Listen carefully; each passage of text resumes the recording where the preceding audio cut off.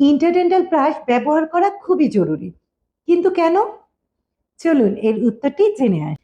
আমাদের মধ্যে অনেকেই আছেন যারা ইন্টারডেন্টাল ব্রাশ কি চেনেন না, আবার চিনলেও অনেকে জানেনই না যে ইন্টারডেন্টাল ব্রাশ কিভাবে ব্যবহার করতে হবে। বাজারে বিভিন্ন রকমের ইন্টারডেন্টাল ব্রাশ কিনতে পাওয়া যায়, তবে আমি প্রেফার করি এল শেপের ইন্টারডেন্টাল ব্রাশ।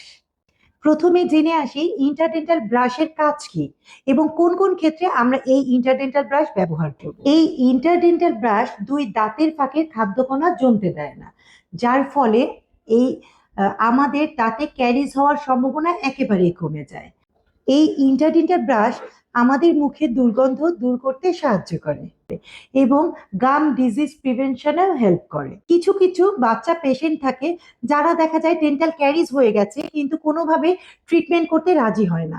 সেক্ষেত্রে এই ক্যাভিটির মধ্যে জমে থাকা ফুড পার্টিকেল খুব ইজিলি ইন্টারডেন্টাল ব্রাশের মাধ্যমে রিমুভ করা পসিবল। পিছনের দাঁতগুলোতে সচরাচর ফ্লসিং করাটা খুব ডিফিকাল্ট হয়ে যায়, সেক্ষেত্রে কিন্তু এই ইন্টারডেন্টাল ব্রাশ খুবই কার্যকরী। ইন্টারডেন্টাল ব্রাশ কিন্তু অবশ্যই ইমপ্ল্যান্ট ট্রিটমেন্টের পর, ডেন্টাল ব্রিজ লাগানোর পর, ব্রেসেসের পর, ডেন্টাল ক্রাউন লাগানোর পর অবশ্যই ব্যবহার করতে হবে।